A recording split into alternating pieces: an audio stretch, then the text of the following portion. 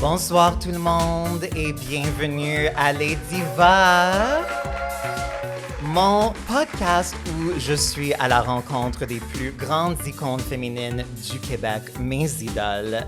Vous le savez, je me vois comme une diva en formation et je me suis dit, pourquoi pas apprendre des meilleures divas? Et ce soir, j'ai vraiment une des meilleures, l'iconique Jo Bocan. Bonsoir! Bonsoir, Trana. Bonsoir tout le monde. Merci tellement d'être là.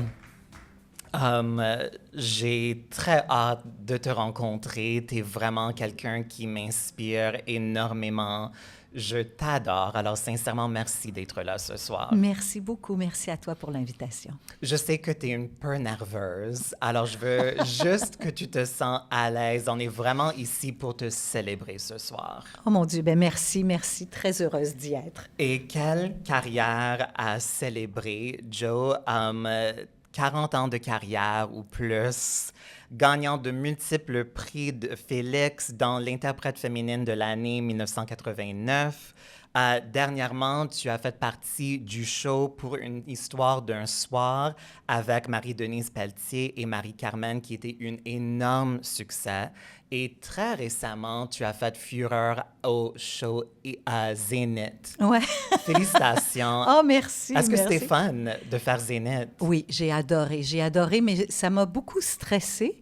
Mais honnêtement, j'en garde un très, très beau souvenir parce que on peut se permettre des choses qu'on ne se permet pas dans d'autres émissions de télévision. Il y a une équipe extraordinaire qui nous entoure. Et là, on arrive avec nos idées. Eux ont leurs idées. Ça bouillonne. Et moi, j'adore travailler en équipe. Et là, à partir de là, bien, chacun repart et revient avec d'autres idées. Et c'est fantastique. Vraiment, là, j'ai beaucoup apprécié. C'est sûr que quand je regarde par rapport à après, là, tu sais, quand sur le coup, on se laisse aller dans nos intentions. C'est certain que peut-être j'aurais pu prendre des chansons différentes pour peut-être gagner plus de points. Mais je suis heureuse de... Puis, tu sais, c'était drôle parce que Véronique, le soir du dernier... La finale, oui. J'ai dit, oh mon Dieu, j'écoutais les autres, puis j'ai dit, oh mon Dieu, je vais venir tout casser le party avec ma chanson tellement dramatique. Et elle m'a dit, Jo, tu fais ce que tu as fait, puis moi, je suis très fière, tu étais intègre avec toi-même, puis c'est vrai, j'ai été intègre avec moi-même. Je me suis laissée aller dans quelque chose qui était peut-être pas le hit de ce genre d'émission-là, mais j'y suis allée avec joie et bonheur, et j'ai interprété des chansons que j'aimais particulièrement, de Flowers à la chanson de Camille Lelouch et d'Émile Proulx-Cloutier. Alors, j'étais très heureuse de faire ces chansons-là. J'ai choisi des chansons qui me plaisaient vraiment beaucoup et que, bon, Flowers, je n'avais pas besoin de la faire connaître parce qu'elle est très connue, mais les deux autres chansons, les gens ne connaissaient pas vraiment ces chansons-là et j'ai porté le fait d'être le pont envers le public pour faire connaître ces chansons-là que j'aimais beaucoup. Mais je pense que tu as toujours resté très fidèle à ta vision artistique. Quand je revois tous les grands moments de ta carrière, tu as tellement une présence théâtrale et flamboyante que j'adore. Mais je me demande et j'imagine, elle est comment, Jo, dans la vie de tous les jours? C'est quoi une journée typique pour Jo Bocan? Elle est plate. Non, c'est pas que je suis plate, mais je suis pas très flamboyante dans la vie. Même, je suis par moments assez timide. J'aime pas, quand je m'en vais quelque part, j'aime pas avoir trop l'attention. Il y a une certaine timidité. J'aime bien être avec les gens que je connais. Là, je vais plus me laisser aller. Mais quand il y a des gens que je connais moins, je suis assez gaffeuse aussi dans la vie. Je fais beaucoup de gaffes. Donc, et mes journées sont... je suis une fille qui a une immense discipline. Alors, j'ai une discipline pour la nourriture, j'ai une discipline pour mon entraînement, donc je suis assez disciplinée. C'est pour ça que je dis des fois que je suis un peu plate. Et ce matin, c'était quoi ta première pensée ou ta première sentiment ce matin en te réveillant? Écoute, je me suis fait faire je viens de me faire une maison, j'utilise une maison de vieille parce qu'elle est sur un seul étage, et j'ai fait ma chambre avec des immenses fenêtres, je vois le ciel, c'est très beau, mais j'ai pas encore mis rien pour protéger de la lumière du matin. Alors ce matin, j'ai ouvert les yeux et j'ai fait « Ah, il fait soleil! Wow! » Je l'avais en plein dans le visage. Et ma première réaction, c'était de mettre ma robe de chambre, puis je suis descendue au lac, m'asseoir sur le quai, puis j'ai profité un peu du soleil. Ça, c'était mon début de journée. J'adore. Et j'adore ton style. Même à Zénith, tous les costumes que tu as portés, même ce soir, tu es sincèrement magnifique. Oh, merci. Et je pense que tu as quand même une affinité pour les paillettes et les plumes. Oh oui. Et je me demande, c'est quoi ta relation avec la mode ou le costume quand tu es sur scène? C'est quoi ta relation avec les vêtements?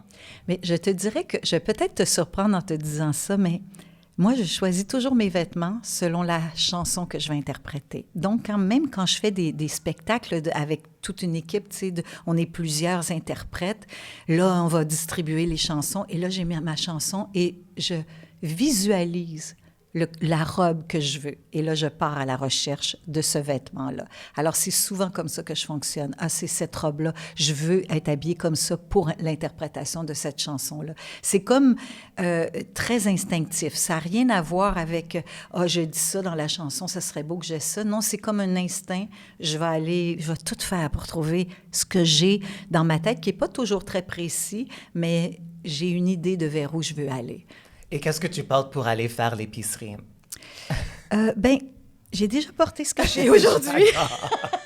Des fois, je m'habille très chic pour sortir, mais tu sais, comme quand je suis à la campagne, là, je vais à l'épicerie, puis je suis vraiment habillée comme le diable. J'ai un pantalon de jogging, des souliers de course, et puis souvent un chandail très, très ample. Mais tu sais, si je vais au théâtre ou tout ça, j'aime bien... J'aime le vêtement. Mon père était un commis-voyageur, comme on appelait à l'époque, dans le vêtement pour hommes. Et il m'apportait des petits bouts de tissu. Et moi, j'ai tout de suite commencé à faire des vêtements à mes poupées à partir des morceaux de tissu qu'il m'apportait. Ça m'a toujours... Puis même plus jeune, c'était avec les mouchoirs, les Kleenex qu'on appelait, qui étaient de différentes couleurs. Je faisais des vêtements avec ça. J'ai toujours aimé la création du vêtement. Pour moi, c'est une forme de création formidable parce qu'on peut aller dans le délire comme on peut aller dans une sobriété, mais trouver vraiment la ligne parfaite pour que ça lie bien le corps. J'aime, moi, les designers qui vont vraiment, pas utiliser, mais se servir du corps de la femme pour la rendre encore plus belle. J'aime beaucoup ce genre de designer-là.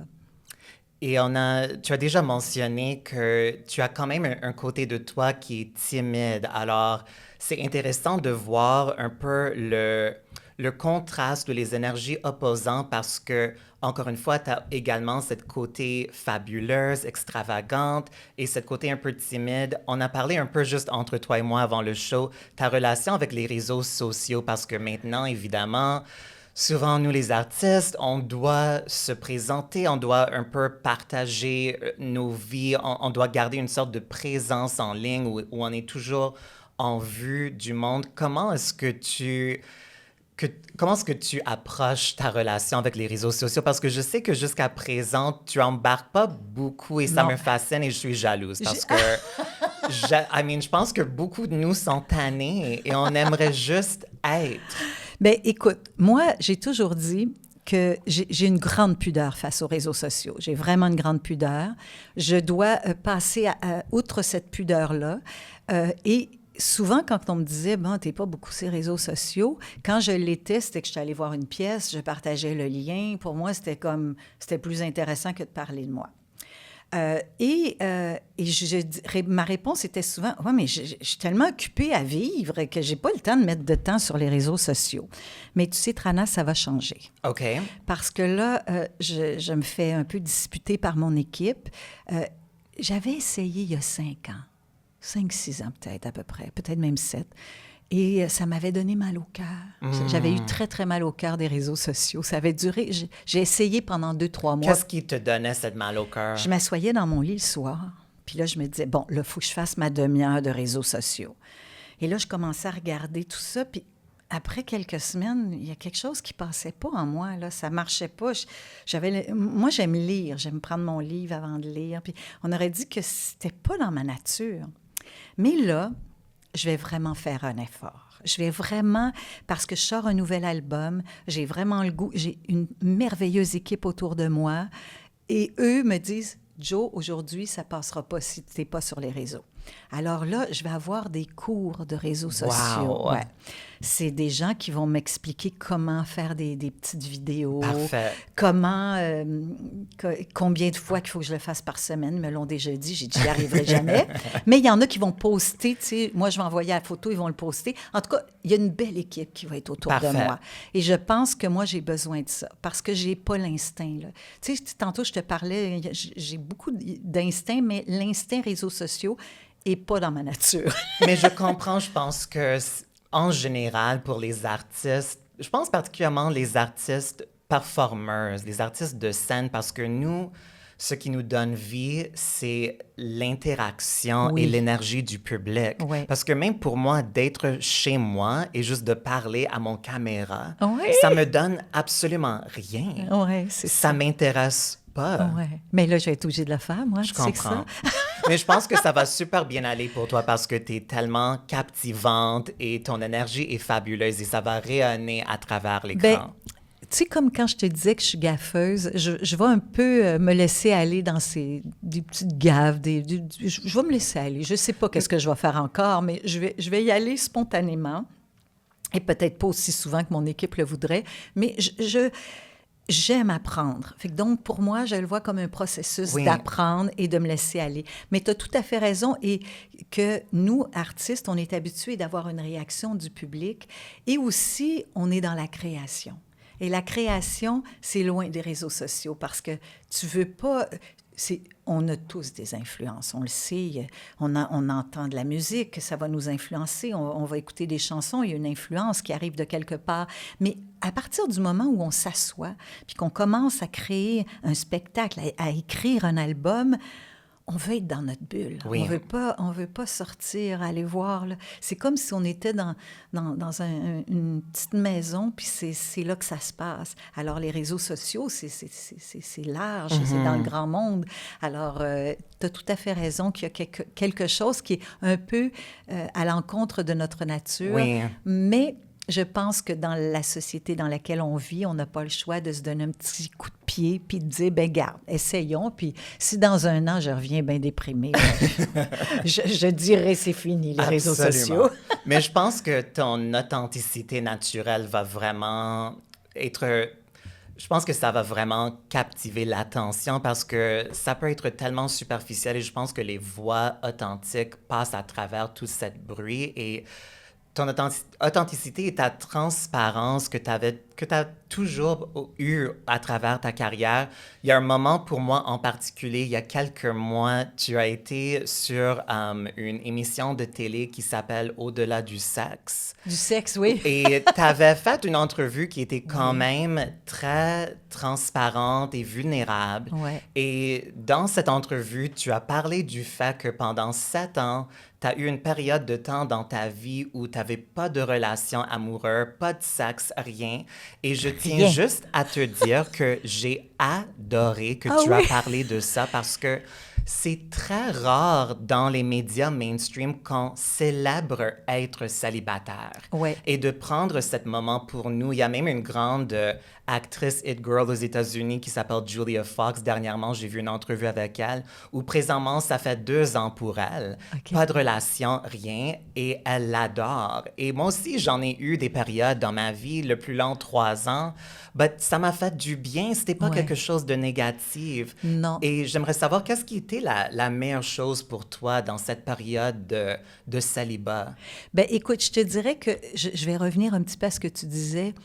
J'étais contente d'en parler parce que les gens n'en parlent pas parce que c'est comme une honte un peu. Mon Dieu, je ne parlerai pas de ça, mais il y a tellement de gens qui n'ont pas de relations sexuelles, qui n'ont pas d'amoureux, qui n'ont pas d'amoureuses pendant un bon bout de temps et qui se sentent mal par rapport à ça. Hey, soyons Hey, la vie, c'est pas juste ça, là. Et moi, ben, écoute, j'arrivais d'une relation de 20 quelques années. Ça s'était terminé assez difficilement et je me suis sentie comme une adolescente. Et mon Dieu, là, je me suis sentie libre de faire tout ce que je voulais, de manger quand ça me tentait, quand je voulais. C'était incroyable. J'étais tellement dans le bonheur.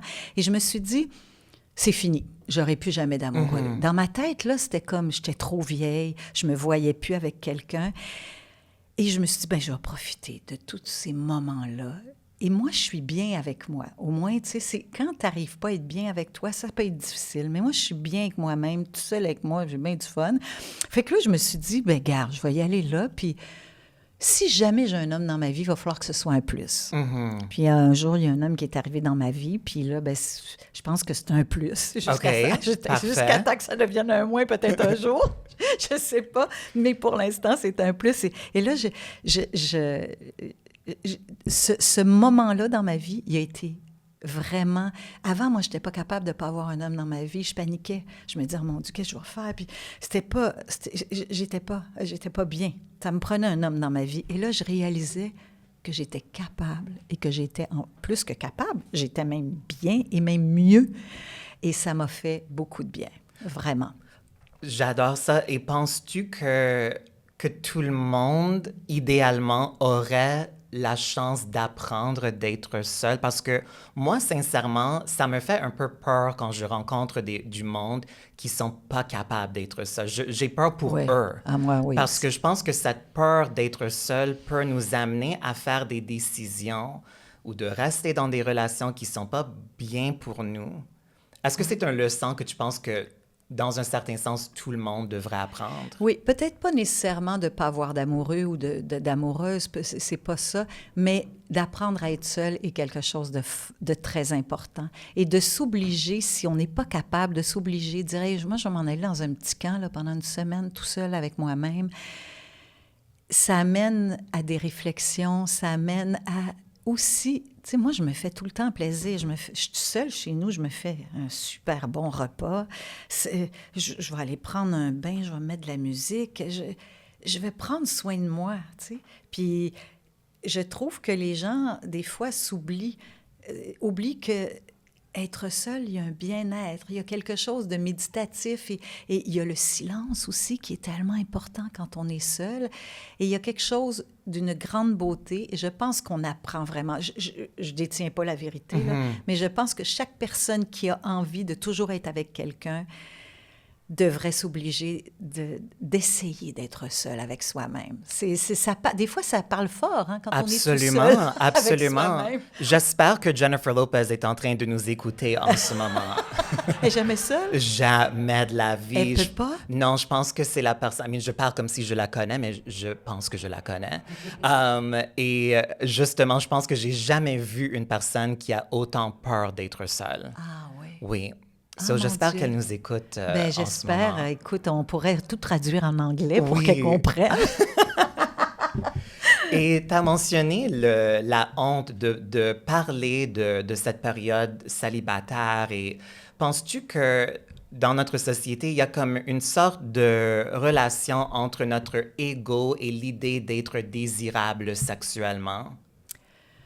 Oui, c'est certain que quelque part, quand on a un ego qu'on met trop de l'avant, on a besoin toujours de séduire et d'être désiré.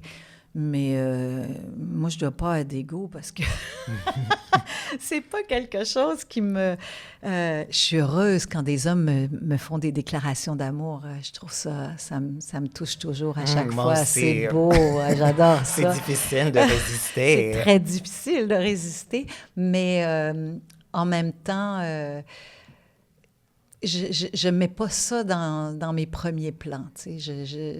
Puis à part ça, tu sais, les hommes, quand ils tombent en amour avec nous ou avec, tu sais, les hommes ou les femmes, c'est souvent, pas nécessairement dans la séduction, hein. C'est souvent dans une espèce de complicité qui vient au monde, le rire. Moi, j'adore le rire. J'adore rire avec les gens que j'aime. Donc... la séduction, c'est Je pense que ça fait pas tant partie de mon ego, de ma vie. Je pense que ça fait pas tant partie de moi. C'est un sujet que j'aborde beaucoup dans le podcast et dans mon travail en général en tant qu'humoriste. Moi, je suis quelqu'un, pendant longtemps, comme j'ai mentionné, j'ai eu ma propre période de célibat. Il y avait une dimension de ça pour moi qui était dans la protection de moi-même. Tu as mentionné aussi que cette période que tu as eue, c'était après une rupture qui était un peu difficile. Est-ce qu'il y avait une dimension de cette période de temps pour toi qui était comme en mode protection? Est-ce que tu avais peur d'ouvrir ton cœur de nouveau? Non, j'avais pas peur d'ouvrir mon cœur, mais j'avais peur de mon corps. Parce que je trouvais que j'avais vieilli, puis j'avais peur de me retrouver avec un homme, puis... Tu sais, c'est toute la relation sexuelle, je me disais, je serais plus capable. Il y avait vraiment une grande pudeur par rapport à ça. Mais j'avais pas peur d'ouvrir mon cœur. Non, parce que, tu sais, notre cœur, on l'ouvre, oui, à nos amoureux, mais on l'ouvre à nos amis, on l'ouvre à nos enfants, à notre famille, à nos parents. Donc, notre cœur, il est souvent très ouvert. Hein? Et dans toute cette ouverture, il y en a des blessures qui arrivent. Puis avec un homme, oui, ça peut arriver. Des fois, ça fait peut-être un peu plus mal parce que, justement, notre ego prend beaucoup de place et tout ça parce qu'on n'aime pas l'abandon, on n'aime pas le rejet. Ça, c'est quelque chose qui est difficile, mais on va le voir plus comme ça quand c'est notre amoureux. Mais non, j'avais pas peur d'ouvrir mon cœur, mais je savais pas si j'avais envie. C'est ça qui était bizarre. Parce que quand j'ai eu... quelqu'un qui m'ouvrait la porte, j'ai fait « Ah non, non, non, non, non, je suis tellement bien tout seul. » Alors, tu n'étais pas à la recherche, c'est lui qui s'est présenté dans ta vie. Oui. C'est lui qui s'est présenté dans ma vie parce que... je pense que je mens en ce moment, Trana. Parce que c'est mes amis qui m'ont ramené à l'ordre parce que quand j'ai dit « Non, non, je veux pas personne », puis là, ils m'ont dit « Hey, tu t'es mis sur un site. » Puis là, je m'étais mis sur un site avec un autre nom et pas de photo. OK. Mais j'avais quand même des hommes qui lisaient. Je ne sais pas comment ils faisaient, là. Mais en tout cas, je ne connais pas tellement les sites. Ça a duré quelques semaines ou quelques mois. Et là, j'allais voir des hommes, tu sais. En date? Non, okay. Non, j'ai jamais été en date. J'ai même jamais répondu. Je faisais juste regarder puis me dire, ben lui, ça pourrait peut-être être mon genre, mais... J'étais ben trop... Mais tu sais, écoute, quand t'es connu, on se le cachera pas. Tu me vois-tu arriver d'un restaurant, puis le gars, il me regarde, puis il fait « T'es-tu Joe Bogan? » Non, j'étais trop... Je savais pas. Je comprends, ça aurait tout pas à eu fait. de bon sens, là. Fait que je faisais juste les regarder pour voir au cas, là, tu sais, que... Mais j'ai jamais été... Je me rappelle qu'une fois, j'ai répondu à un, puis là, après, c'est ma fille, en fait, qui a répondu pour moi, puis j'ai dit « Oh non, arrête. » Tout à coup, non, arrête. Puis ça a été fini. C'était la seule fois que j'ai répondu genre un oui ou un non par ma fille. Et est-ce que tu as un type d'homme ou de personne à qui tu es attirée en général ou tu n'as pas de type, tu es ouverte? Non, moi, je suis ouverte. J'ai pas de type. Mais en ce moment, je te dirais que je suis avec un homme qui est à l'opposé de moi. OK. Il est tellement différent de moi, c'est fou, là. Dans quel sens? Dans le sens de la pensée, dans le sens de... Tu sais, moi, je suis une personne un peu fatigante. Ouais. Parce que je suis très, très engagée. Je lis beaucoup, beaucoup sur la planète. Je suis vraiment une... Tu sais, c'est fatigant pour les autres. Parce que là, je vais toujours trouver... fait que mon chum, des fois, il est bien tanné de moi. OK. Tu sais, là, je suis en train de lire un livre sur les milliardaires. Puis là, ben pour moi, la richesse et tout ça. Puis, tu sais, ça fait longtemps que j'en parle, mais là, je lis un livre vraiment intéressant qui va en profondeur dans toute cette recherche-là, ce que ça fait dans notre société, tout ça. Et je suis tout le temps comme ça. C'est tellement ennuyant et c'est pas le fun, mais garde, je peux pas m'empêcher d'être comme ça. Et lui, il est complètement... Non, l'autre jour, il me dit « Hey, là, c'est fatigant pour toi, là, t'en faire comme ça, là. » Il dit « Moi, non, je m'en fais pas. Puis je suis comme... T'es bien chanceux, mais moi, je suis pas capable. Mais moi, je suis exactement comme toi. Ah, t'es comme... Oui. C'est quoi ton signe astrologique? Vierge. OK. Toi, t'es quoi? Poisson. Poisson. Ah, mais je suis née pleine lune poisson. Ça m'étonne pas. Ah! cette énergie d'eau. Oui, ah oui, mais parce que complètement. justement, mais les artistes en général, on a une sensibilité et Ouais. justement, moi, exactement comme toi, je ressens souvent le poids du monde sur mes Oui, épaules et c'est très difficile pour moi de déconnecter de ça. complètement. Je suis exactement comme toi, comme je peux pas arrêter de lire et de m'impliquer et d'être au Ah courant, ouais. mais parfois ça peut faire mal. À un certain point, ça prend une sorte de limite pour Ouais. notre propre santé. Moi, j'ai pas encore trouvé cette balance Ben personnellement. moi, des fois, pendant l'été, pendant un mois, je lis plus les nouvelles. Je vais lire un roman qui va me faire du bien, ou peut-être, tu sais, ça peut être dramatique, mais qui va être autre chose que de lire. Tu sais, moi, je lis tout le temps les nouvelles. Je suis vraiment à l'affût. L'environnement, pour moi, ça prend beaucoup de place et tout ça. Donc, je prends une pause. Là, je dis, ah non, là, ça va faire. C'est pendant tout le petit, c'est parce que je m'assois au bord du lac, puis là, je lis des affaires atroces. Puis là, je fais comme, OK, demain, tu lis rien, tu sais, puis tu te laisses aller, puis tu... Et ça, je pense que si tu fais ça, Trana, là, ça fait quand même un petit décrochage.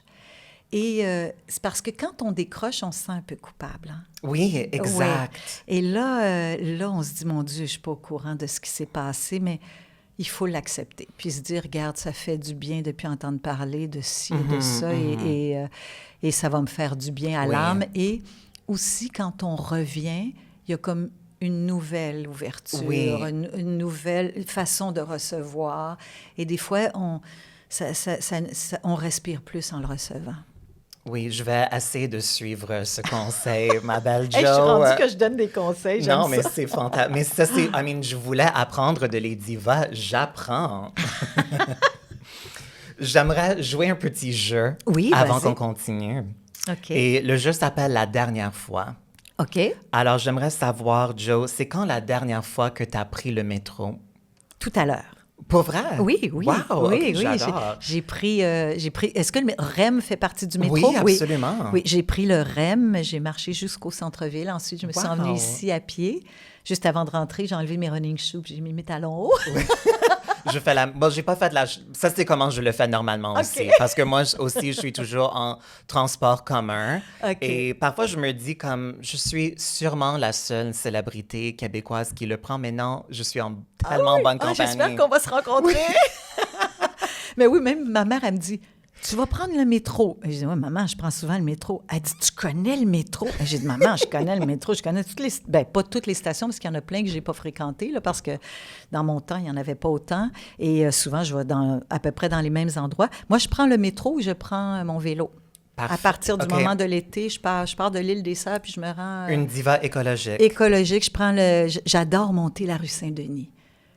Puis juste la rue Berry, là, ça te fait faire un cardio. Mais c'est ça, j'adore la côte entre c'est- Ontario et Sherbrooke. c'est ma Pour moi, préférée. Ah, t'es bonne, Jo, parce que moi, il faut que je marche mon vélo. Je ne peux pas monter cette pente-là. Mais C'est trop difficile pour Plus moi. tu vas la monter, plus tu vas y OK, arriver, c'est OK. certain. C'est quand la dernière fois que tu as acheté quelque chose au Dollarama? Au Dollarama, dans le temps des fêtes, parce que je montais un spectacle de Noël et je suis allée acheter des décorations de Noël pour mettre sur la scène. Hey, j'ai une J'adore. bonne mémoire. Hein? Oui. C'est quand la dernière fois que tu as lavé les planchers chez toi? Oh! Ça fait un petit peu plus de longtemps. OK. Mais Mais c'est correct, Anne-Marie Lozic n'a jamais nettoyé les planchers. Ben, alors chez moi, c'est, je pourrais jamais les nettoyer. Tu sais, c'est comme un plancher chauffant de ciment. Là. Puis là, quand tu le nettoies, ça paraît même pas. OK. Là, ouais. Fait OK. que, mais ça fait un bon bout. Je pourrais pas te dire quand. C'est quand la dernière fois que tu as mangé du fast-food? Attends une minute, du fast-food. T'entends Comme le... un AEW. OK, ou- mais pas que tu as fait à la maison. Là. Non, c'est ça, Un fast-food. oui. 2 mois? OK. Mais je suis végé, fait que je sais, mange oui, le Beyond Meat. Beyond Meat. Mhm, parfait. Et c'est quand la dernière fois que tu es allé au cinéma? Je suis allée voir... attends, ça fait peut-être 3 semaines? OK. Qu'est-ce que tu as vu? C'est ça, là, je cherche le titre. Une femme et ses hommes. OK. Parce que j'adore cette actrice dont j'ai oublié le nom, mais que je suis allée voir le film pour elle. En fait, j'allais pas voir ce film-là, mais le film que je voulais aller voir était une demi-heure plus tard et il n'y avait pas moyen. J'avais un rendez-vous. OK. Alors, fait que j'ai été voir ça et j'adore cette actrice française. Là, c'est plate que je me souvienne pas de son nom, mais en C'est fait. correct. Mais On la salue quand même. Et elle parle français. Parfait, tant mieux. Alors, j'aimerais maintenant parler un peu de ta carrière, de ta musique. Est-ce que quand tu étais jeune, enfant, adolescente, est-ce que c'était toujours clair pour toi que tu allais devenir une chanteuse, une performeuse? Non, vraiment pas. J'allais pas être une chanteuse. J'allais être une actrice. OK. Et comment est-ce que la musique a pris la devance peut-être sur... Ben moi, ma mère, elle me disait que je chantais trop fort parce que moi, j'aimais beaucoup Ginette Renault, fait que je chantais aussi fort qu'elle. Elle me disait de faire le lip-sync, alors je faisais du lip-sync. J'ai déjà raconté cette histoire, mais c'est vraiment... je suis sortie de l'école de théâtre et j'ai joué, entre autres, dans Le Malade imaginaire à Toronto. Et Claude Poisson est venu voir Le Malade imaginaire, je faisais Angélique, et il m'a offert le premier rôle de sa pièce de création du théâtre du Petit à Petit. Et à la fin de cette pièce-là, je chantais une chanson de Kim Carnes a cappella. Et là, les gens venaient me dire que j'avais une belle voix et je n'y croyais pas. Sauf que j'étais en train de tomber sous le charme de chanter. Et là, tu vas voir comment je suis un peu folle, mais j'ai fait ce spectacle-là. Ensuite, il m'a engagée pour faire un autre spectacle où j'interprétais une chanteuse. Et pendant ce moment-là, juste un peu avant que je fasse cette chanteuse-là, j'ai commencé à écrire des chansons. Je suis allée dans la cave chez mes parents avec des musiciens. J'ai écrit ils m'ont fait des musiques, j'ai chanté. Et quand ça a fait un mois, j'ai dit, ben on est prêt. Je suis allée louer une salle. Puis j'ai produit mon spectacle. Wow! J'adore! En février, le 14 février, je faisais mon premier spectacle et j'avais décidé de chanter peut-être en octobre ou quelque chose comme ça. J'avais été voir un prof de chant puis il m'avait dit « Hey, toi, là, t'as une voix. » Là, j'étais là « Ah ouais? Ah ben parfait. » J'ai commencé à écrire des chansons puis là, j'y chantais les chansons et tout. Et j'ai dit « Ben oui, parce que je vais monter un spectacle. » Non, mais j'adore, mais il faut qu'on prenne cette contrôle. Et il y a un certain naïveté au début de nos carrières qui nous sert quand même. Comme moi, j'ai fait mon tout premier spectacle dans le salon de mon ami. Ah oui? Avant même d'aller dans un bar de comedy club, je l'ai fait dans le salon de mon ami. Je me suis dit un peu la même chose. Je vais juste faire un spectacle. On va commencer ça. Mais là, je vais te faire rire parce que moi, j'ai invité Claude Poisson puis René Richard-Cyr pour voir ma répétition, pour voir si ça avait du bon sens. Hein? OK. Mais j'étais timide, comme je vous ai dit, j'étais un peu gênée. Fait que je me suis mise dans le coin et dos à eux, face au mur. Et j'ai chanté toutes mes chansons. Puis eux autres me disaient, « Ben là, Joe, retourne-toi, là, voyons donc. » J'ai dit, « Non, je suis trop gênée, laissez-moi comme ça. » Et j'ai fait tout le spectacle comme ça. Et là, quand je me suis retournée, j'ai dit... J'ai loué une salle, hein, là. Je vais monter un spectacle. Ils ont fait « Ouais, j'espère que tu ne seras pas dos au monde. » Et est-ce que ça a bien été, ce premier spectacle? Ben oui, parce que c'est ce qui a lancé ma carrière. J'ai fait 3 spectacles et puis le lendemain, je suis arrivée puis j'ai joué complet, puis j'ai fait des prolongations. Wow. Et un an après, je faisais le Spectrum. Oui, ça a vraiment lancé ma carrière, mais c'était vraiment le bouche à oreille parce qu'il n'y avait pas de réseaux sociaux. J'avais mis une publicité, des affiches, mais je n'avais pas d'argent. Wow. Ça m'avait coûté 20 000 produire ce spectacle-là. Oh mon Dieu! OK, c'était un vrai spectacle. Ah, écoute, j'avais un décor. J'avais 10 musiciens qui étudiaient à Vincent d'Indy, qui faisaient partie du show. Je n'avais pas d'argent pour les payer, mais je leur donnais des billets de métro et je faisais la bouffe pour eux autres. Fait que tout le long de la semaine qu'ils ont répété, je faisais de la bouffe. Fait que je finissais, j'allais au Steinberg acheter de l'épicerie, je faisais de la bouffe toute la journée, puis là, j'arrivais avec la bouffe, puis on faisait le spectacle et c'était une expérience extraordinaire. Et il y avait une grande mise en scène. Là. C'est moi qui avais fait la mise en scène. C'était fou. Là. J'arrivais avec un costume, un chapeau qui faisait une demi-lune énorme sur moi, les côtés ouverts. C'était vraiment... éclaté comme spectacle. Et il y avait un silo qu'on appelle. Okay. Et là, on ouvrait des lumières, puis toutes les disques étaient cachés, des fois derrière un parasol, des fois avec une lampe de poche, puis ils chantaient « Don't walk towards moi ». Et c'était inhabituel. C'était très, très particulier. C'était pas du tout pop comme l'album que j'ai sorti après. C'était vraiment, vraiment...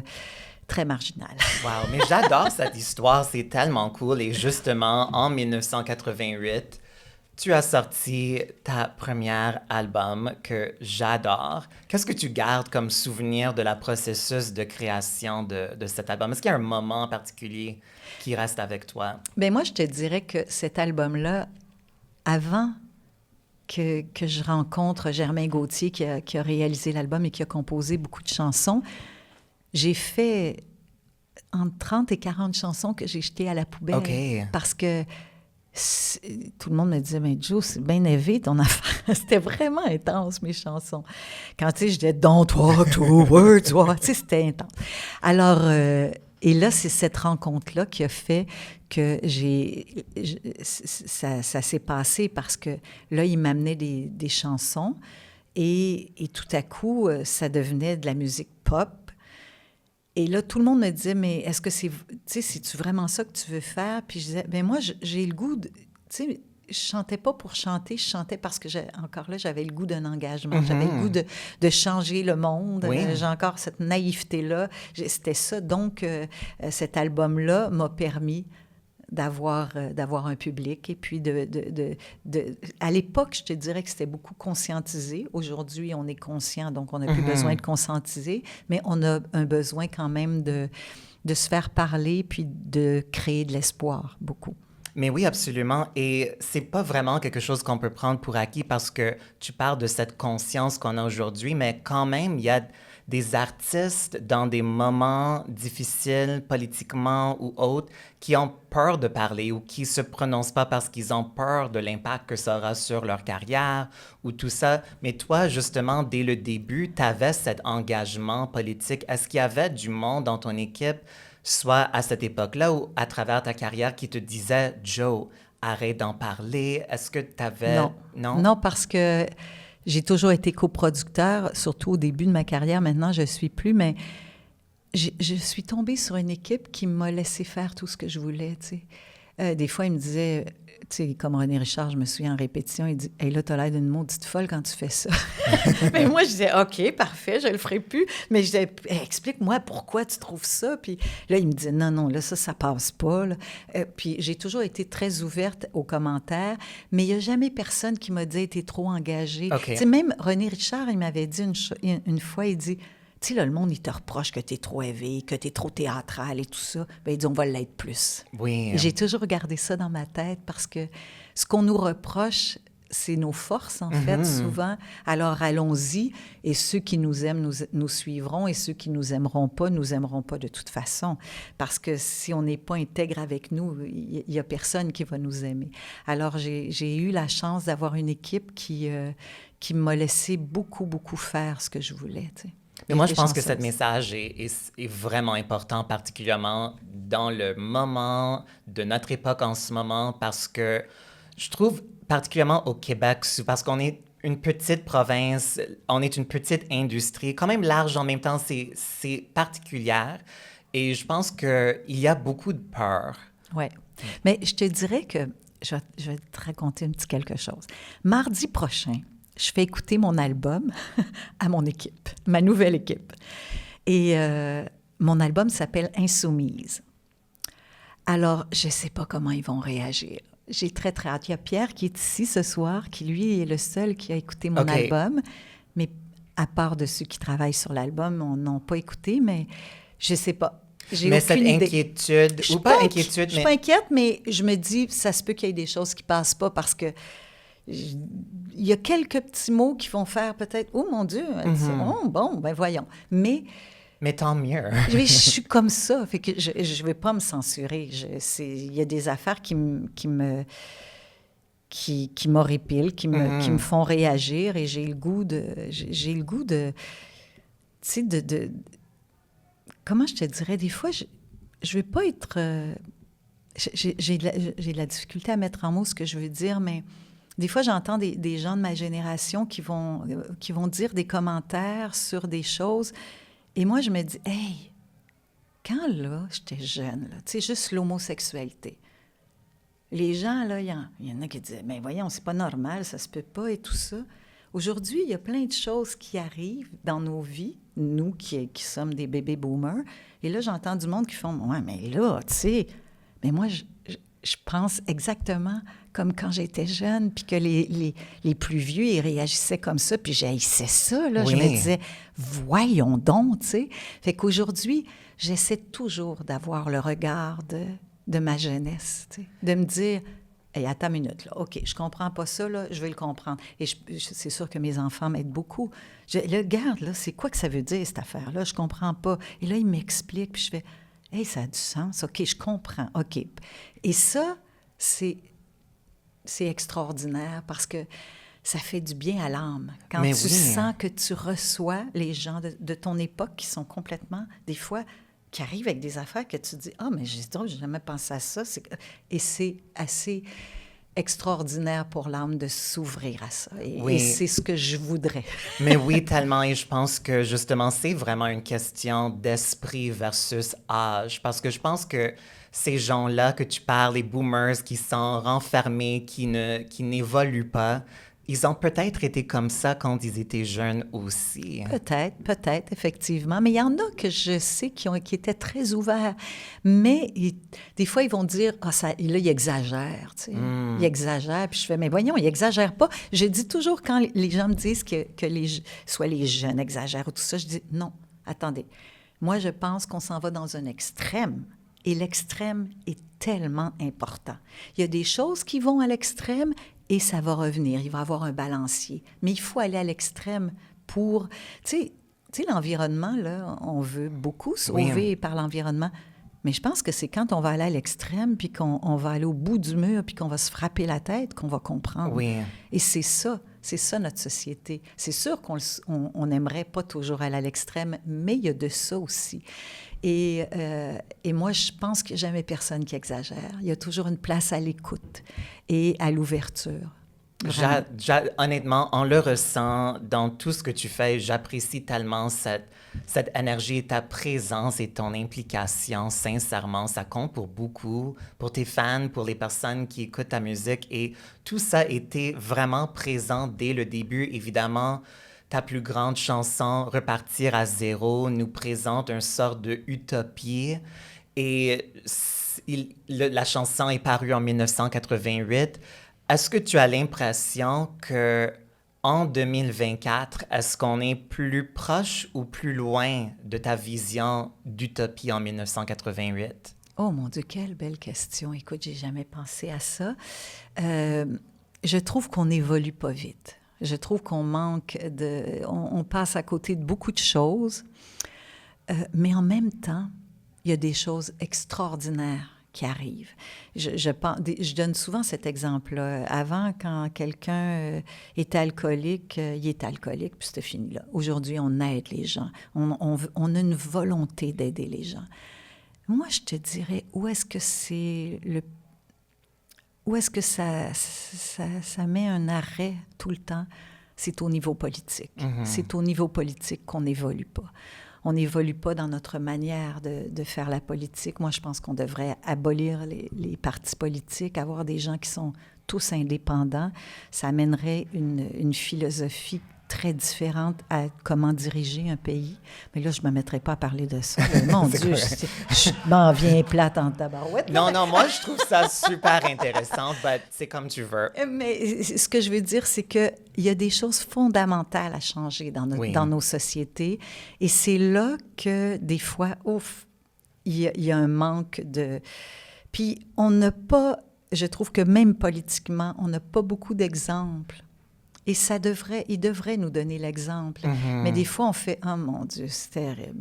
L'exemple qu'il donne à mes enfants, là, je ne veux pas entendre ça. » tu sais. Fait que donc, il y a quelque chose qui est rigide dans la politique et qui aurait intérêt à changer et qui aurait intérêt à vraiment s'ouvrir pour qu'il y ait des changements profonds. Oui, je suis vraiment d'accord. Et sur un sujet peut-être un peu léger... Vas-y, ça va faire du bien. Mais j'adore, je change pas le sujet pour ça, j'adore. Merci de ton honnêteté et ta volonté d'en parler sincèrement, merci. Mais merci, Trana, de me permettre d'en parler. Mais je ne peux pas m'empêcher de demander parce que si on regarde à l'endos de la pochette de ton premier album, on voit des photos avec toi dans une piscine. Il y a une table dans la piscine et un jeu d'échecs avec un singe qui joue avec toi. Ouais. Et j'aimerais savoir qui a gagné.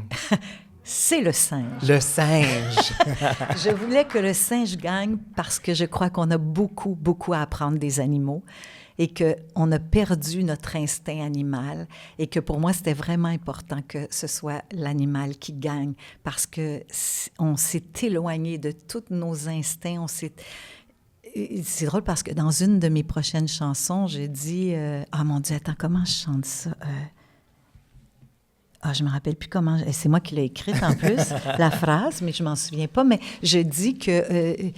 C'est quoi le sentiment? Pierre, c'est quoi donc la parole? Il s'en rappelle pas non plus.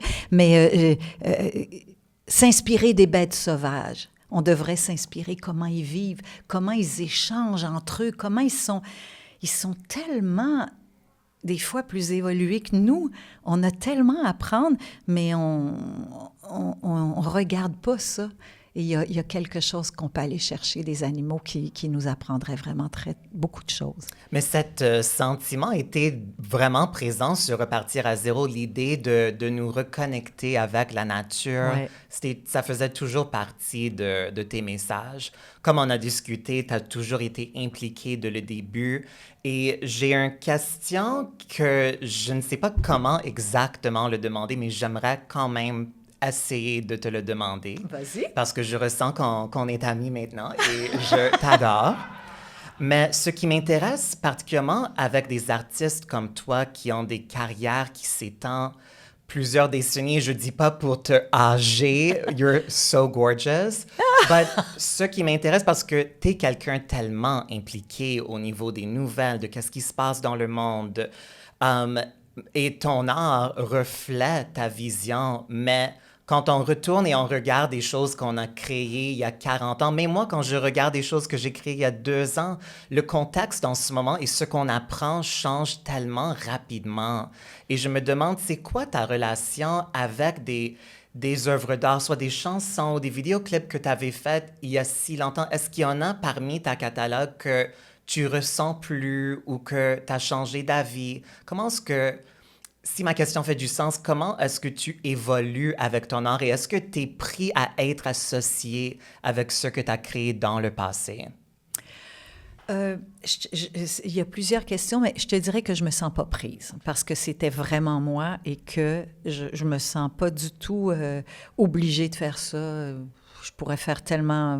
J'aurais pu faire un album complètement différent, mais tu sais, j'ai déjà essayé de faire un album juste de chansons d'amour, j'y suis pas arrivée. Il a fallu que je fasse l'album de Joséphine Baker pour le faire, tu sais, parce que là, c'était toutes des chansons d'amour et que j'aimais ça, j'aime ça, chanter ça. Mais moi, je suis pas capable d'écrire s'il y a pas quelque chose qui me pousse à dénoncer, à dire. Donc, il y a peut-être un clip que oh mon Dieu, je l'aime pas aujourd'hui. Okay. Mais... tous les autres, je pense qu'ils ont encore puis je le dis sans prétention, là, mais ils ont encore une raison d'être. Je pense à un des clips que j'aime, un de mes clips préférés, celui-là, c'est même pas moi qui l'ai réalisé. J'en ai 2. Il y en a un que j'ai réalisé, puis c'est Pour l'amour extrême. Celui-là, c'est moi qui l'ai réalisé. Et on voit dans ce clip-là un juif hassidique jouer avec... aux échecs, mon Dieu, j'aime bien ça, les jeux d'échecs, avec un Palestinien. Et mon autre clip que j'aime beaucoup, beaucoup, beaucoup, c'est mon frère qui l'a réalisé, qui s'appelle « Et s'il était trop tard ». Et ce qu'il y a de terrible, c'est que j'avais demandé à Hubert Reeves si je pouvais, à la fin de ce clip-là, mettre un texte de lui qui m'avait vraiment bousculé quand je l'avais lu. Et ça disait dans ce texte-là qu'il nous restait 25 ans pour réagir face à l'environnement. Et que si on ne réagissait pas d'ici 25 ans, ça allait s'effondrer. Et ça fait 30 quelques années qu'il hein. a écrit ça. Alors, je suis heureuse de porter ce clip-là. Je l'aime vraiment beaucoup. Puis artistiquement, c'est magnifique, là. Donc, ces 2 clips-là, je te dirais que je suis très contente qu'ils ont encore une raison d'être encore aujourd'hui. Malheureusement, parce que si on avait évolué, passé à autre chose, on se dirait, hey, c'est plus à la mode, mais moi, je serais tellement contente. Oui, tellement. Je dirais, wow, yes, c'est passé. Ah, Thomas s'en vient vers nous. Salut, Thomas. Veux-tu ton verre de blanc? Non, je suis correcte. Merci. Okay. Je vais le prendre après. OK, parfait. Mais entre 1988 et 1994, tu étais vraiment au sommet de l'industrie de la musique au Québec. Tu as sorti 3 albums, tu as eu énormément de succès. Et par la suite, il y a eu quand même un long pause. Ta prochaine album, Prop Studio, si on veut l'appeler comme ça, est sorti en 2013. Alors quand même presque 20 ans. Incroyable. Est-ce que c'était une décision consciente pour toi de prendre un recul ou de quitter la scène de la musique québécoise? Qu'est-ce qui s'est passé dans ta vie à ce moment-là? Ben moi, c'était parce que je voulais m'occuper de mes enfants. Okay. Je suis vraiment partie à la campagne, élever mes enfants, triper avec eux. Tu sais, quand je te dis, moi, j'aime la vie, là. Oui. Je suis occupée à vivre, mais j'étais occupée à vivre avec eux. Et je rêvais depuis longtemps d'avoir des enfants et je rêvais de vivre avec eux à la campagne. Alors, dès que je tombe enceinte, je suis allée acheter une maison à la campagne et puis j'ai délaissé tranquillement la ville. J'ai continué à travailler, mais vraiment... j'acceptais des contrats qui pouvaient me permettre de vivre parce qu'il fallait que je continue de vivre, mais ma priorité, c'était de prendre soin d'eux. Mais j'adore ça et on vit tellement dans une culture qui est obsédée par le succès, l'argent et je pense que pour beaucoup de monde, c'est difficile de comprendre l'idée de tourner son dos à une grande carrière qui a connu énormément de succès. Il me semble que ce n'était pas une décision difficile pour toi de laisser cette... Non, mais j'ai entendu de tous les commentaires, Trana. Vraiment, le... Comme quoi? Tu nous niaises, là. Tu vas vraiment t'en aller en campagne et... Voyons donc, tu sais, ça n'a pas de sens. Puis moi, j'ai vécu en simplicité volontaire avec mes enfants. Je n'avais pas beaucoup d'argent, mais je vivais bien. J'arrivais à payer ce que j'avais à payer, mais c'était vraiment... on était dans le minimum. C'était pas la grande vie. Mais te dire le bonheur que j'ai eu... Mais je sais que c'était... Puis tu sais, il y en a même qui me disaient « Hey, t'es féministe, puis tu t'en vas mère à la maison. » Je disais, paradoxal. Mais pour moi, c'est ce que je voulais faire. J'ai toujours fait. En fait, finalement, là, en te parlant, je réalise que j'ai une tête dure. Parce que j'ai toujours fait ce que j'avais envie de faire. Pour moi, on est ici pour un petit bout de temps, hein, sur la planète. C'est pas long, notre vie. Et j'ai toujours eu dans ma tête que j'allais faire une vie que j'avais envie de faire. Et c'est ce que j'ai fait toute ma vie. J'aime vivre, alors j'ai vécu. Et en 2013, quand tu es revenu à la scène avec un nouvel album, le nouveau single, qu'est-ce qui t'a inspiré de retourner après cette absence? Bien, c'est ma fille. Ma fille, un jour, j'ai passé devant sa chambre, puis elle écoutait un album qui était sorti, un album compilation. Elle dit, maman, c'est donc bien bon, il faut que tu reviennes. Là, j'ai fait, comment ça, tu écoutes mon album?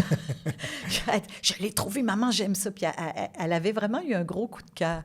Fait qu'elle dit, je veux que tu reviennes. Fait que là, j'ai dit, ben écoute, je vais écrire des chansons et tout ça. Ça a été malheureusement un très gros flop, cet album-là. Ça n'a pas bien été. J'ai pas été bien entourée. Pas au niveau musical et tout ça, là, mais au niveau peut-être de l'équipe de promotion, de tout ça.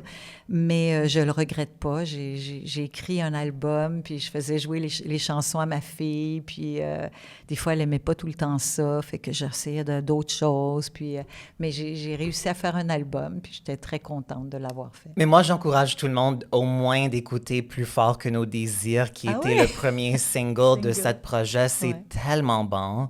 Le vidéoclip est aussi tellement beau. Oui, c'est un beau Est-ce que Est-ce que c'est une déception pour toi quand tu sors un projet comme ça et c'est pas reçu nécessairement de la façon que tu as voulu ou t'es contente tout simplement de l'avoir faite et de l'avoir créée?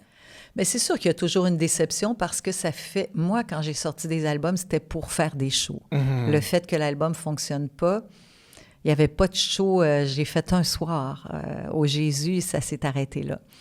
Donc, oui, c'est décevant à ce niveau-là, mais en même temps, je reste pas accrochée à ça. OK. J'ai d'autres choses à faire. Comme je te dis, j'aime vivre, alors j'ai continué à vivre. Oui. Mais je reste pas dans la déception, mais c'est sûr que c'était 10 ans. J'avais travaillé 10 ans sur cet album-là avant de le sortir. Wow. Et c'est beaucoup de temps de travail, de chansons qu'on jette, qu'on recommence, qu'on... Ouais, c'était dommage, mais garde, je suis encore ici. Oui. Et tu as quand même fait plusieurs différentes choses entre-temps. Tu avais été professeur. Oui, j'ai enseigné le théâtre, oui. À quelle école encore? Désolée. C'était l'Envol. J'enseignais à des jeunes décrocheurs, des jeunes qui voulaient revenir à l'école. Donc, ce programme-là, c'était vraiment pour les motiver à continuer leur secondaire. Et il y avait des gens de 25, 26 ans là, qui voulaient revenir pour finir leur secondaire 5. Alors, c'était des gens, c'était beaucoup des jeunes, des fois avec des passés très difficiles. Mais ça a été 5 ans de ma vie extraordinaire. J'ai adoré enseigner. Qu'est-ce que tu as appris? Est-ce qu'il y a une leçon que tu as appris de tes élèves pendant ces années-là qui t'a marqué? Je te dirais que, honnêtement, je ne croyais pas qu'il y avait autant de détresse dans les familles, dans les... Moi, je pensais qu'il y avait quelques enfants qui se faisaient battre. Et là, je me rends compte que j'ai entendu des histoires horribles. Donc, c'était une grande prise de conscience sur ce qui se passait dans nos familles, pas dans nos familles, mais dans plusieurs familles, dans plusieurs maisons de notre Québec. Et ce que j'ai appris, c'est de voir ces jeunes-là qui ont eu des passés tellement lourds et difficiles et tranquillement, la volonté de réussir naissait en eux. Il y a une volonté là, de faire. Là, et souvent, ils me disaient, on va faire de l'impro. J'ai pas de sens créatif. Et ils développaient leur sens créatif et ils devenaient dans un bien-être. C'était des leçons d'amour que j'ai appris avec eux, vraiment beaucoup. Est-ce que être enseignante était toujours quelque chose que tu avais envie de faire? Quand j'étais petite, j'étais pas mal professeure d'école. OK. J'étais pas mal boss des bécosses. Mais non, oui, j'avais déjà rêvé d'être professeure, mais quand c'était le moment de devenir professeure de théâtre, écoute, c'est ma passion, moi, le théâtre, fait que j'étais très, très heureuse de faire ça. Et si tu pourrais enseigner une leçon à les artistes, peu importe leur âge, qu'ils sont jeunes ou non, mais en tant qu'artiste et en tant que professeur de théâtre, si tu avais une leçon que tu aimerais que tous les artistes sachent ou un message, ça serait quoi? Oh mon Dieu, c'est une grande question, ça, le message, d'être dans la joie, dans le bonheur. Moi, je crois pas aux artistes qui sont dans le... Tu sais, moi, ce que j'écris, c'est sombre, mais je suis une personne vraiment dans la joie et le bonheur. Moi, j'aime ça créer en équipe, j'aime ça... Donc, je dirais, ouais, soyons dans la joie, dans le bonheur et dans l'engagement aussi. Parce que souvent, on a cette impression que le meilleur art est créé dans la peine et la douleur. Moi, je crois Toi, pas tu ne partages pas cette vision? Non, vraiment pas. Non, j'aime pas cette vision qu'on donne de l'artiste qu'il faut qu'il souffre pour écrire. C'est sûr qu'il y a une certaine souffrance quand j'écris sur un engagement. Il y a une souffrance par rapport à quelque chose qui se passe sur la planète. Mais je suis profondément une personne qui aime le bonheur, qui aime être heureuse.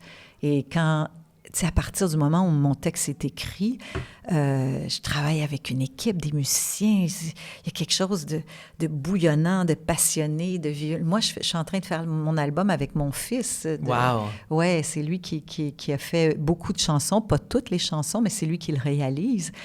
Et ça, c'est un cadeau de vie, là, de faire un album avec son fils de 26 ans. Mais j'ai très hâte de l'écouter, ça c'est Moi vraiment aussi. cool.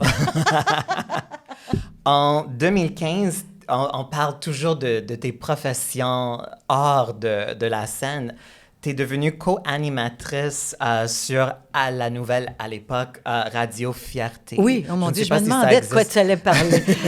Une station, évidemment, qui servait la communauté LGBTQ. Oui, j'ai adoré ça. Évidemment, tu es une icône gay, on peut le dire. Oui. J'imagine que tu l'assumes. Ah, mon Dieu, complètement, parce que c'est le public c'est le premier public qui est venu me voir, c'est la communauté LGBT. Ils ont toujours été là, ils ont toujours été avec moi. J'ai des souvenirs avec eux dans le village, des shows que j'ai faits là, qui ont été des moments de grand bonheur, vraiment.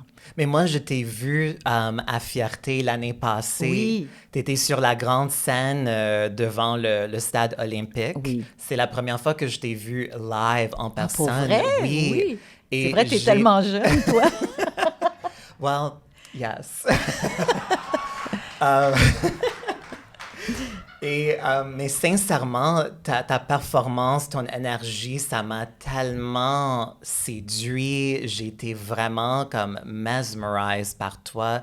Et je me demande, est-ce qu'il y a une différence de performer pour notre communauté versus un public à Saint-Jean-sur-le-Richelieu? Écoute, c'est très différent, mais ce que moi j'aime de la communauté, c'est que tu peux te permettre une folie. Je vais me permettre si je vais à Saint-Jean-sur-Richelieu, mais je sais qu'elle ne sera pas perçue de la même façon. Mm-hmm. Tandis que là, je vais le faire, là, puis je le sais qu'ils vont embarquer, qu'ils vont être avec moi, tu sais, puis fait que moi, ça me fait triper. Écoute, je peux pas te dire comment j'ai été dans le bonheur quand j'ai fait cette soirée-là. C'était de la magie, J'ai senti tellement d'amour que je sais pas comment l'expliquer, mais c'est grand, Oui, on c'est l'a grandiose. ressenti, oui. Ah ouais, c'était formidable. Et moi, je t'ai découvert pour la première fois il y a quelques années. Il y a une drag queen, Crystal Slippers, qui est une des meilleures, qui a fait repartir à zéro. Ah, pour vrai? Et c'était une performance incroyable. Et c'est ça qui m'a amené à te connaître et d'aller écouter tous tes autres albums. Oh, ça, c'est wow. grâce à une drag queen. Oh, wow, Oui. wow. J'ai jamais vu une drag queen faire repartir à zéro. J'ai vu Paradoxal, mais repartir à zéro, je crois que j'ai jamais vu. OK. J'aimerais. Mais je vais demander Crystal de refaire le numéro Oui, et on va t'inviter parce oui. qu'elle est vraiment bonne et je pense que tu vas triper OK. sur le numéro. Oh, yes. Et j'aimerais parler aussi du tournée, du spectacle que tu avais fait avec Marie-Carmen et Oui. Marie-Denise Pelletier, qui était un succès énorme. J'ai lu que le producteur du show pensait peut-être vendre 25 000 billets. Vous avez vendu 50 000. Ouais. Et je pense que vous auriez pu continuer, mais vous avez tous vos propres engagements. J'aimerais savoir, parce que avant qu'on a commencé ce soir, toi et moi, on a eu une petite conversation en relation avec ton anxiété, le rapport que tu as avec la scène, parce que moi, d'après ce que je vois dans les vidéos, j'ai toujours eu l'impression que tu vivais pour la scène, mais tu as quand même traversé une anxiété Ouais. de la scène. Oui, j'ai vraiment eu des moments de grosse panique. Je ne pouvais plus être sur la scène. Ça a duré quelques années. Ça a été très difficile parce que, comme je te disais, j'essayais de trouver pourquoi je censurais ce que j'aimais le plus. Mm-hmm. J'aimais être sur une scène. Mais tu sais, j'ai vraiment découvert... Tu sais, il faut faire une recherche, voir d'où ça vient. Et puis, j'ai vraiment découvert que c'est souvent un choc qu'on a eu. C'est un choc que j'ai eu à 8 ans.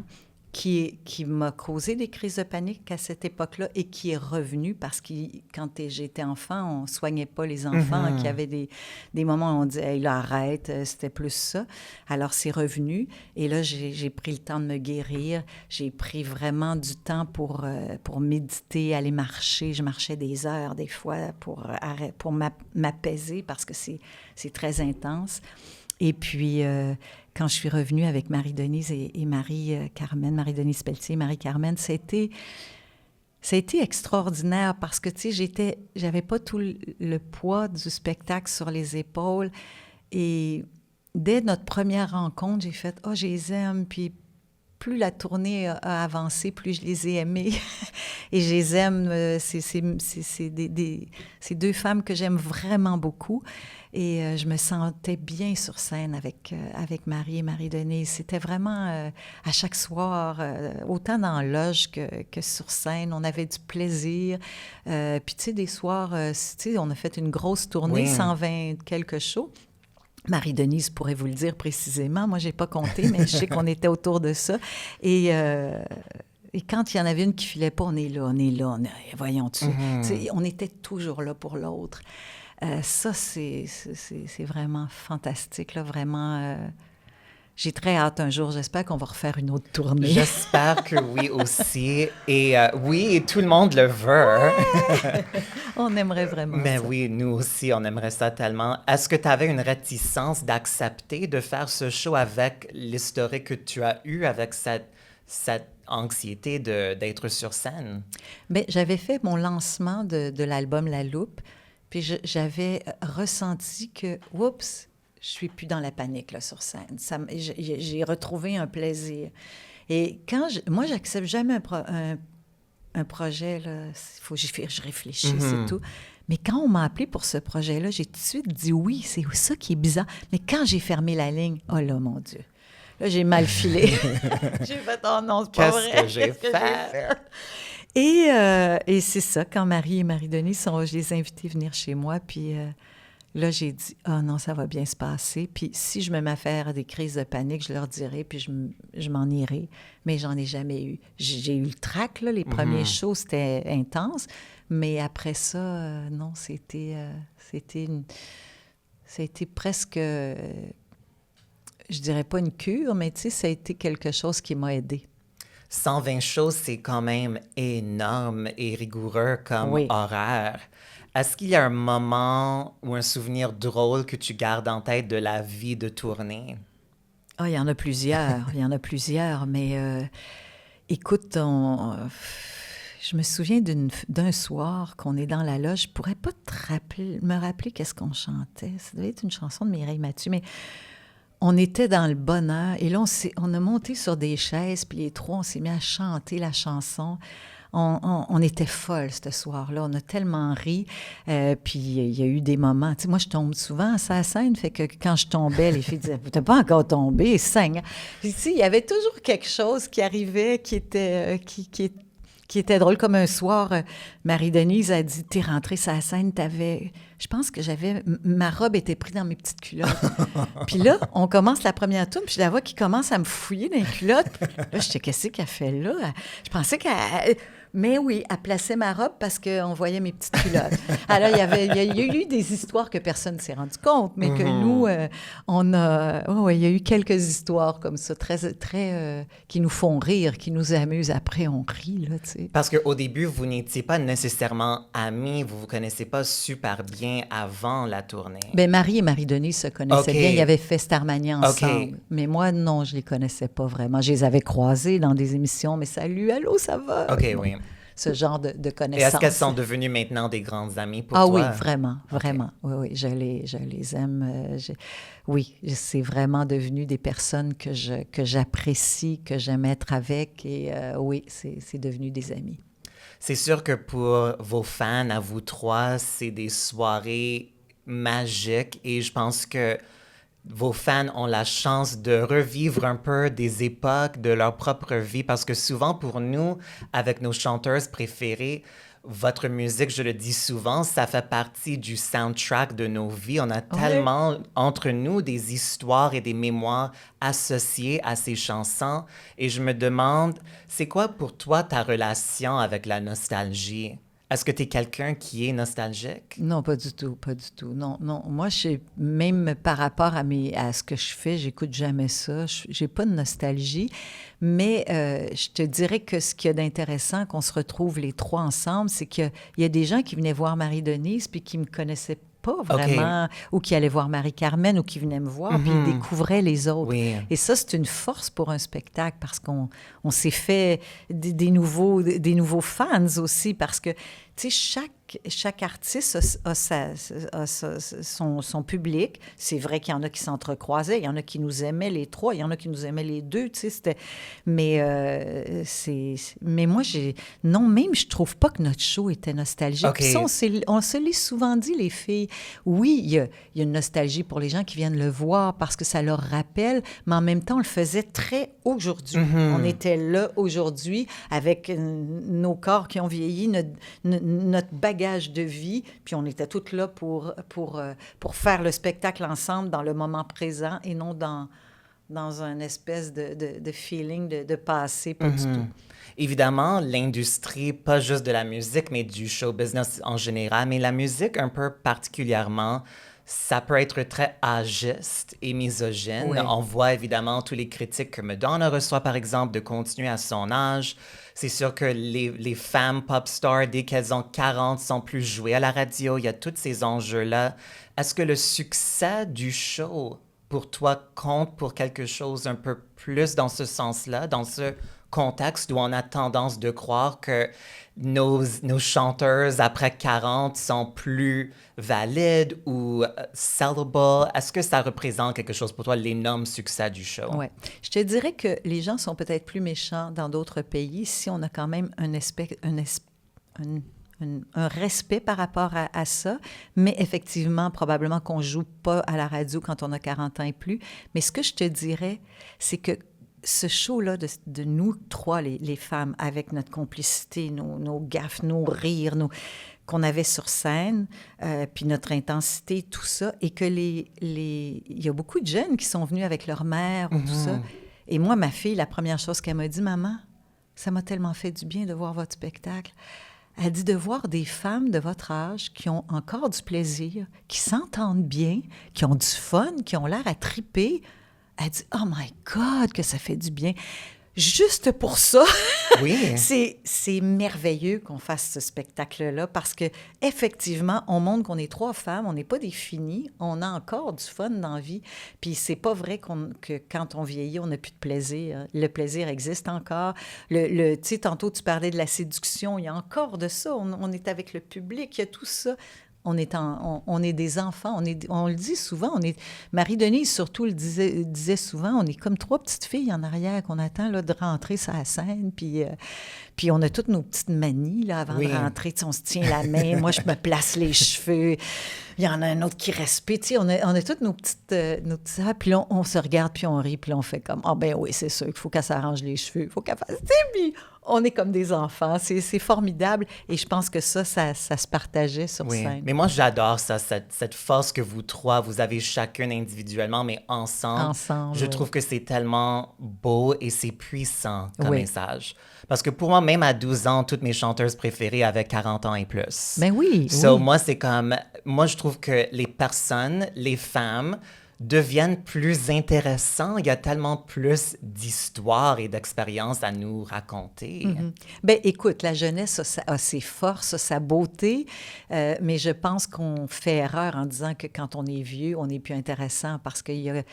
Puis souvent, c'est associé aux femmes qui sont plus intéressantes. Les hommes, ils deviennent de plus en plus beaux, de plus en plus intéressants. Pas à mon avis. Mais quand c'est les femmes, on dirait qu'on est plus... c'est injuste. Mais heureusement, on a les shows comme toi, tu fais. On a tellement d'exemples de femmes qui nous inspirent et qui sont juste tout simplement fabuleuses. C'est comme le monde qui dit que les femmes sont pas drôles. I'm like... Pardon? Non, les femmes sont les plus drôles. Merci. Ouais. Moi, j'adore les humoristes femmes. Alors, j'ai un dernier petit jeu pour nous. Vas-y donc. Ça s'appelle Parole, parole, parole. Alors, parole. Moi, je vais faire une lecture dramatique de tes paroles. OK. Et il faut que tu identifies la chanson.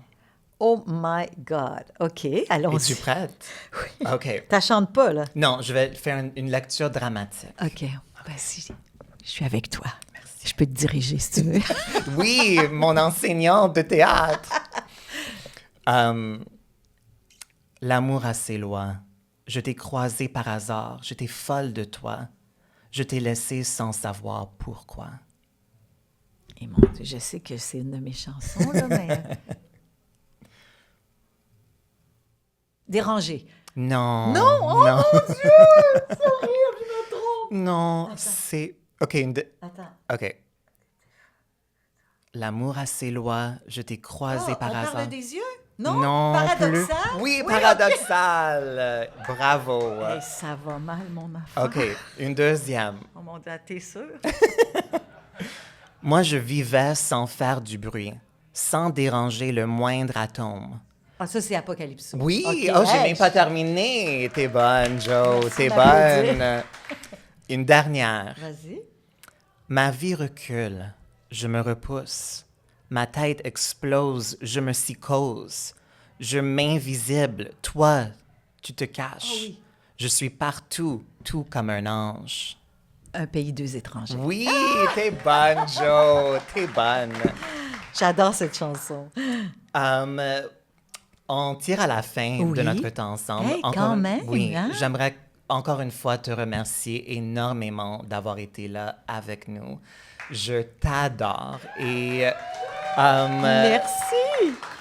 c'est la première fois qu'on se rencontre, Oui. mais j'ai ressenti à ton arrivée une connexion parce que tu es tellement une personne avec une énergie chaleureuse et un peu magique. Tu es juste tout simplement fabuleuse. Alors, j'aimerais te je te remercier. retourne les compliments parce que j'ai ressenti la même chose et je veux te dire merci et bravo pour ce que tu fais, pour tout ce que tu fais, mais ces petits webs-là avec les divas, j'en ai écouté un seul, c'est celui de Mitsu, mais je trouve ça beau parce que tu as une passion quand tu nous parles et ça, c'est pas donné à tout le monde. Je te remercie beaucoup. Je te remercie d'avoir Merci, pensé à moi. Joe, mon Merci, Dieu. Trama. Je vais pleurer. Alors, on a un dernier questionnaire. Un questionnaire, oui. Notre questionnaire est présenté par notre cher commanditaire Oui. Eros et compagnie. T'as Nous vu, a- je me suis habillée un Mais peu oui, érotiquement. exact. Merci. Et il y a un code DIVA15 pour nos écouteurs, nos watchers, 15% de rabais sur erosetcompagnie.com. Vous le savez, à chaque épisode, je choisis personnellement un produit pour vous montrer. Et ce soir, j'ai choisi ce magnifique kit, un peu fishnet. J'adore. J'adore. Joe, si tu le veux, je te l'offre. Sinon, moi, je vais le garder et porter et prendre des nouveaux photos pour Instagram. Ben moi, je pourrais le mettre là, sur mes Mais je nouveaux pense que... réseaux sociaux. Mais oui, exact, ce sera parfait pour ton Instagram. Je te promets... Tu vas faire Oui, fureur, je te Joe. promets, Trana, que je vais le porter. C'est quelle grandeur?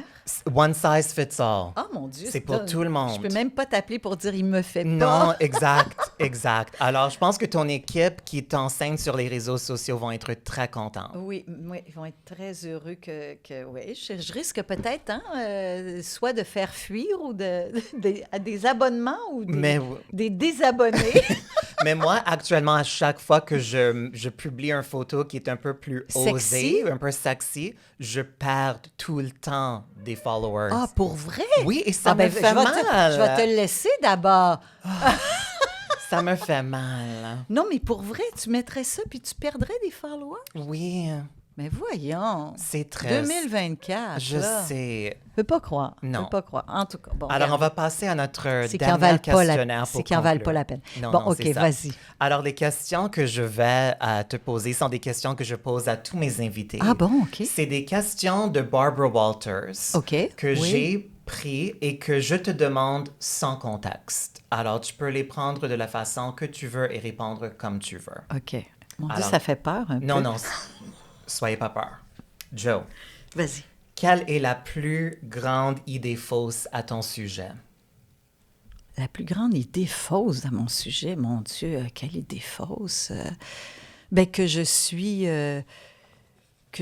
toujours dans l'excentrisme et tout ça, là, non. Ça, c'est une idée fausse parce que je suis vraiment dans le quotidien. Puis, je te dirais que les gens pensent que je suis extravertie. Mm-hmm. Mais sur scène, aucun problème. Je suis très extravertie. Mais dans la vie, je suis tout le contraire. Il y a des gens qui croient que je suis comme ça dans la vie. Et quand ils me rencontrent, c'est peut-être là qu'ils me trouvent plate un peu. Es-tu à l'aise avec toi-même? Complètement. Oui, très à l'aise. Qu'est-ce qui t'empêche de dormir la nuit? Oh mon Dieu, ma tête. Ma tête ne veut pas s'arrêter. C'est cette lecture de cette livre sur les milliardaires qui te garde... Ben non, parce que souvent, quand je dors pas, et ça m'arrive souvent, je m'assois dans mon lit puis je lis. Puis après, je finis par m'endormir. Ça prend du temps, là. Non, moi, c'est ma tête. Elle est toujours en train de... Tu sais, c'est comme un hamster. Oui, tu sais, quand ceux qui disent, là, ça s'arrête pas, là. Tu veux, mais ça veut pas.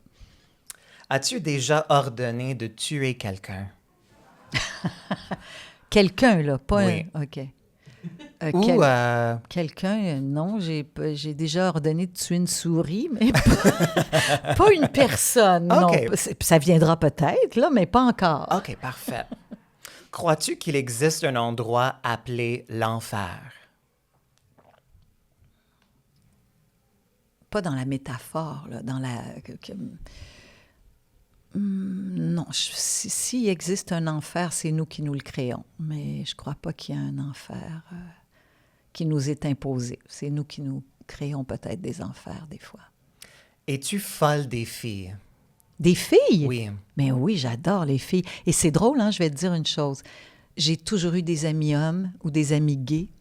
Et en vieillissant, j'apprécie les amis femmes, les amis filles. C'est quand même pas... quand j'étais jeune, j'avais une amie de fille, mais plein d'amis de gars. Je me tenais avec des gars. Et aujourd'hui, j'aime tellement les filles, là. Mon Dieu, non, je les aime vraiment beaucoup, là. Je te dirais que ça m'a pris du temps. Ça m'a pris du temps avant de comprendre. Que signifie être sexy? Que signifie être sexy? C'est une bonne question. Tu veux dire qu'est-ce que moi je trouve de beau, de sexy chez un homme ou non? Oui, tu prends la question comme tu le veux. Alors oui, ou sinon, comment tu le définis? C'est vraiment, tu peux répondre comme tu veux. OK, oui, c'est vrai, tu m'as dit sans contexte. Moi, je te dirais que être sexy, c'est de pas en être conscient, de pas le jouer, de pas. Tu peux t'amuser, mais je trouve que non, je trouve que moi, c'est ça. Il y a beaucoup d'hommes qui sont sexy, mais oui, mais ils le savent pas. C'est moi. En fait, le côté sexy, c'est nous autres qui le voient chez l'autre. Hein. C'est pas la personne qui essaie d'être sexy. Si elle essaie, ben, elle nous fait rire. Et là, désamorce tout le processus de la séduction. Alors, peut-être que je devrais pas porter ça. Je sais pas. Maybe it's trying too hard, but je vais quand même le porter. Je sais déjà la réponse à cette question. On a parlé beaucoup. Connais-tu beaucoup de choses en politique étrangère? Je te dirais pas beaucoup, mais j'en connais. Je m'intéresse à la politique étrangère en ce moment. Là, je lis sur le catalan, sur la Catalogne, sur les Catalans, sur toute la séparation qu'ils ont voulu. Puis là, ben, c'est l'autre parti politique qui a entré, les socialistes, je pense. Oui, j'aime beaucoup lire sur les autres pays. J'en connais pas tant, là, par exemple. Plus que tu penses, je pense. Mais je suis très intéressée. Comme quand mais c'est ça qui compte. Oui, comme je suis allée voir le film sur quand ils ont voulu séparer la Catalogne, je suis intéressée par ce que vivent les autres pays, comment ils le vivent. Mais j'ai pas tant voyagé dans ma vie. J'aimerais beaucoup voyager plus. As-tu une philosophie selon laquelle tu vis ta vie? Une philosophie? Je reviendrai à la joie, au bonheur. J'essaie que ma vie soit ça. Que quand j'ai élevé mes enfants, moi, il fallait toujours que ça soit le bonheur dans la maison, la joie, qu'on soit dans la lumière, dans le plaisir. J'aime beaucoup le plaisir, j'aime beaucoup rire. Oui, c'est ce que je pense que ce serait ça. Ma philosophie est un petit peu bizarre. C'est pas une philosophie, mais en tout cas, c'est ça. It's a vibe. It's a vibe. Et la dernière question de la soirée, ma chère Jo Bocan. Es-tu une diva? Des fois, mon fils, il me dit que je suis une star. Mais je dis, pourquoi, là? Je suis en pyjama, puis tout. Il dit, toi, maman, là, t'as un petit quelque chose de star, même en pyjama. Mais Mais oui, je me sens tellement pas ça. Moi, j'étais avec mon pyjama toute laide, puis je suis pas maquillée, puis lui, il me dit « Ouais, mais tu sais pas, t'as quelque chose, tu sais. » c'est Je sais vrai, pas. il a totalement raison. Je pense que tout le monde est d'accord. Merci encore, Merci. Joe. Merci à tellement. toi, Trana. Merci infiniment. Et merci. Ça a été très agréable. Mais pour Merci. moi aussi, j'ai adoré notre temps ensemble. Merci. Et merci à vous autres Oui, d'avoir été là merci. avec nous. Je vous adore. Merci Ce projet me donne tellement de joie. On tire à la fin. On a notre dernier semaine épisode prochaine, d'enregistrement le Dans 30 2 mai. semaines. Oui. Les épisodes, quand ils sortent, on a mis dessous déjà disponibles sur YouTube, Spotify, toutes les plateformes habituelles. S'il vous plaît, allez écouter, partagez avec vos amis, leave 5-star ratings, please help. But it's going good. Je suis très content de la réaction quand même. Et j'aimerais faire juste quelques remerciements avant de conclure cette merveilleuse soirée. Merci à l'Idéal Bar et Contenu. Je vous adore.